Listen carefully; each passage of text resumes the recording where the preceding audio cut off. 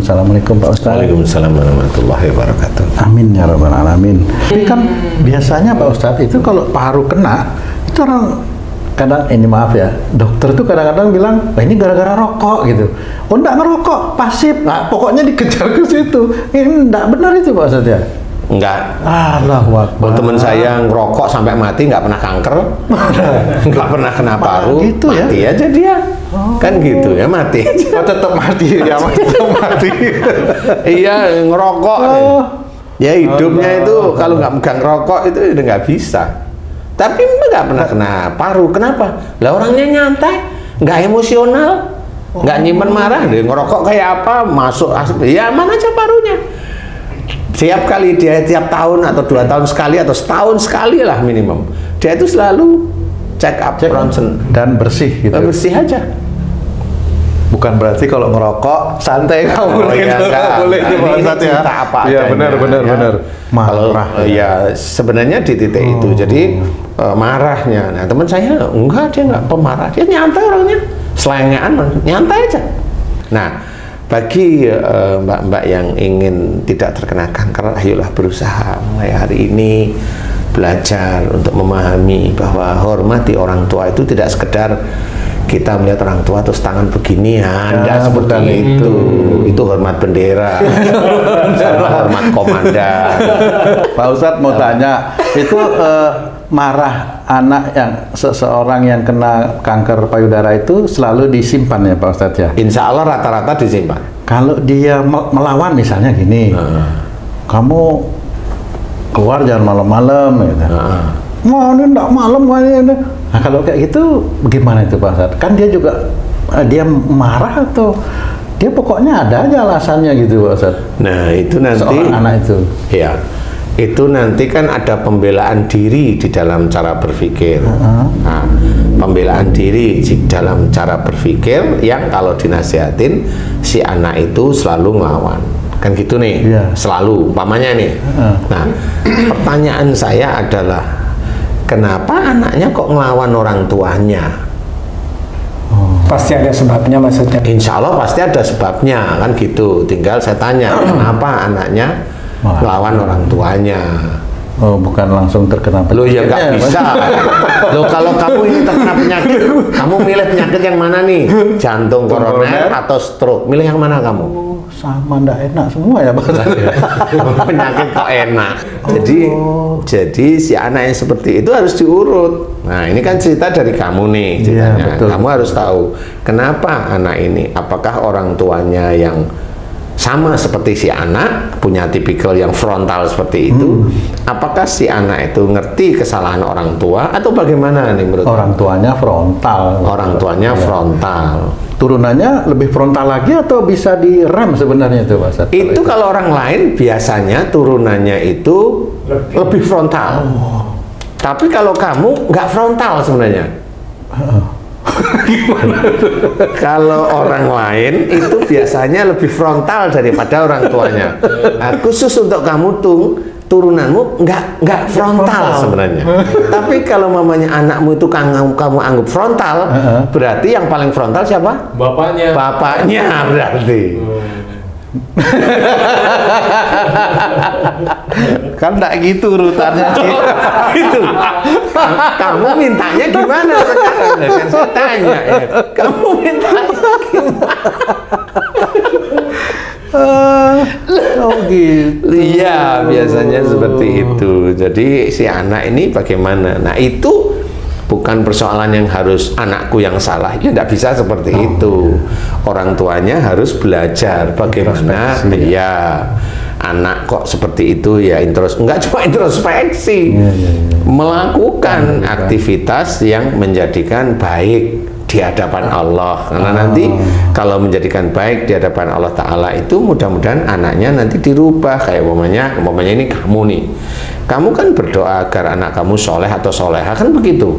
Tapi kalau doa kamu anak soleh atau soleha tapi kamu itu belum soleh, ya nggak ketemu. Nggak bisa lepas doa nggak begitu. bisa gitu. Bisa aja anakmu itu umpamanya hormat dengan kamu, belum tentu itu dari doamu. Bisa aja gara-gara anakmu kamu santrenkan. Nah, dia belajar di pesantren itu. Oh gitu. Iya, oh saya di pesantren ini belajar, di keluarga ini kok enaknya gini. Oh berarti selama ini saya salah. Nah di titik itulah dia belajar karena hidayah Allah melalui keluarga yang di situ. Ya. Seperti itu. Berarti kasusnya sama dengan yang terkena kanker payudara ya Pak Ustadz. Orang tuanya juga harus introspeksi diri. Iya, tetap harus introspeksi diri. Jadi nggak boleh merasa bahwa orang tua itu selalu benar. Yang benar itu Allah. Hanya itu aja.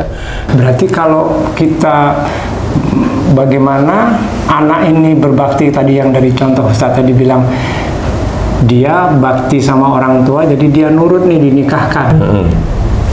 Ustadz tadi bilang kalau dia ikhlas aman nih, tapi kalau dia nggak ikhlas nggak aman. Gimana dia bakti sama orang tua, tapi sebenarnya kan dia mungkin mau menikah sama yang lain itu. Ini bagaimana ini Ustadz? Lah kok tanya sama saya? Tanyalah ke anakmu. Cara anaknya ya. Cara anaknya gimana cara anaknya? Cara anaknya biar nggak marah gitu. Oh cara anaknya. Ya sebelum ngomong ya bilang marah itu dosa ya nak. Gitu ya, benar. Nah sekarang jawaban kamu gimana? Itu ya tergantung dari bapak sama ibunya. Bapaknya banyak ikhlasnya nggak dia melakukan sesuatu kegiatan sehari-hari, baik itu di pekerjaan maupun di dalam keluarga.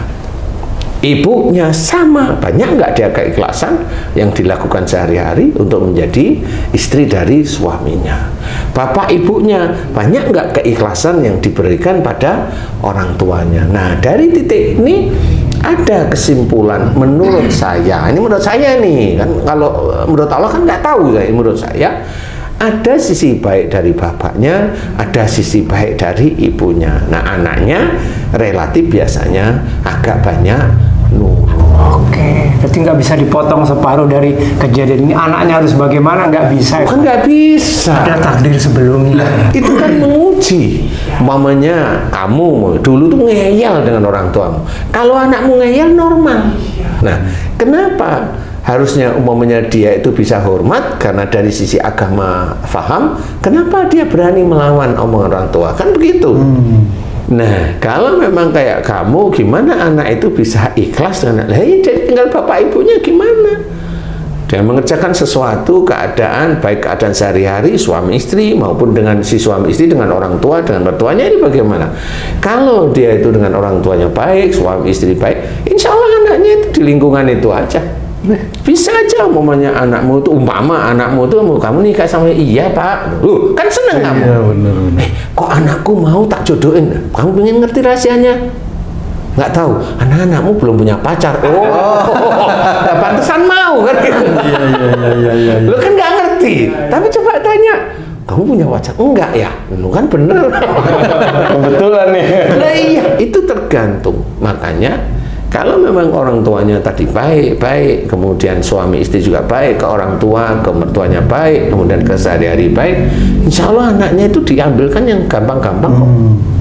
Tapi kalau setiap hari itu ngeyel, dikasih tahu ngeyel, merasa apa tuh bener sendiri ya. Lah kan nanti anaknya pasti punya sifat bener sendiri. Iya. Kadang-kadang dia ngajak saudara yang lain. Jadi benar berame-rame.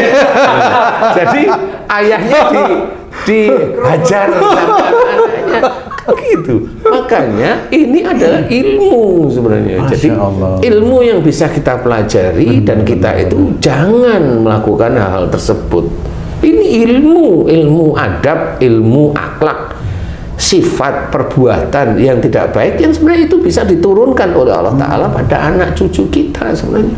Cuma orang nggak mau taunya dia itu kalau udah sholat udah nomor 1 aja. Kalau dia udah puasa udah masuk surga nomor 1 aja deh. Kan nggak seperti itu gitu. Makanya kita harus belajar bahwa tuh anak atau cucu kita itu ya kita set dari kita sendiri.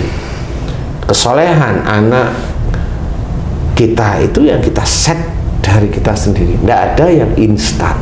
kita punya sifat apa, di situ akan diturunkan oleh sifat tidak baik itu, diturunkan oleh Allah Ta'ala lebih kepada anak kita, lebih biasanya. Baik itu keburukannya lebih, ya. Kalau kebaikan dari Ya, Allah. bisa dilebihkan oleh Allah Ta'ala. Bisa dilebihkan oleh Tapi juga jangan diaku-aku bahwa oh itu kan pandainya saya gitu. Ustadz nih, menyambung kanker payudara nih Ustadz. Sejelek-jelek anak, hampir dikatakan pasti orang tuanya menyayangi Ustadz. Karena anak adalah dambaan orang tua. Seringnya anak ribut dengan orang tua Ustadz, baik dalam keadaan ringan, sedang maupun berat Ustadz, orang tuanya pasti memaafkan Ustadz. Nah, kalau si anak ini marah kepada orang tuanya mendapatkan musibah kanker payudara, ada nggak bedanya kanker payudaranya ini berat ringannya disebabkan karena orang tuanya ada yang memaafkan dengan orang tuanya yang tidak memaafkan Ustadz? Jadi gini, yang tadi kalau orang tua itu pasti sayang sama anak, itu sama seperti kamu ikhlas, dia jawab ikhlas. Kan banyak orang tua, mana ada orang tua yang nggak sayang sama anak. Itu sama seperti perkataan tadi. Kalau saya itu normal dan nggak terkejut kalau saya. Karena itu kan orang itu biasanya akan pamer terhadap dirinya sendiri, kan gitu. Cuma kelihatannya saya sayang lu sama anak saya, lo kan gitu. Pamernya itu di situ. Padahal belum tentu. Allah itu akan lebih tahu daripada lisan yang keluar dari hamba-hambanya sebenarnya. Makanya kadang-kadang yang seperti itu enggak. Makanya kalau ada seorang yang sakit, tadi anaknya sakit, kesembuhan dari anak itu tergantung mana? Ya sama, tergantung anaknya dan juga tergantung orang tua. Kalau orang tuanya cuma dari lihat, oh saya kan memaafkan anak, tapi waktu dilihat matanya, ini hanya mulutnya aja nih. Kan gitu, itu nggak bisa. Karena apa? Nggak taunya memang anaknya mirip dengan orang tuanya yang marah. Nggak taunya orang tuanya juga pemarah. Makanya dia tutupin dengan, ya saya sudah memaafkan, daripada saya ditanyain kemana-mana sebenarnya saya pemarah juga, kan gitu. Kan saya mah ditutupi semuanya, padahal Allah itu ditutupi mau tidak ditutupi, Allah itu tahu isi hati mereka sebenarnya. Makanya saya yang sering menangani kasus-kasus seperti itu yang berhubungan dengan orang tuanya dan orang tuanya yang nganter, saya akan cerita kepada orang tuanya.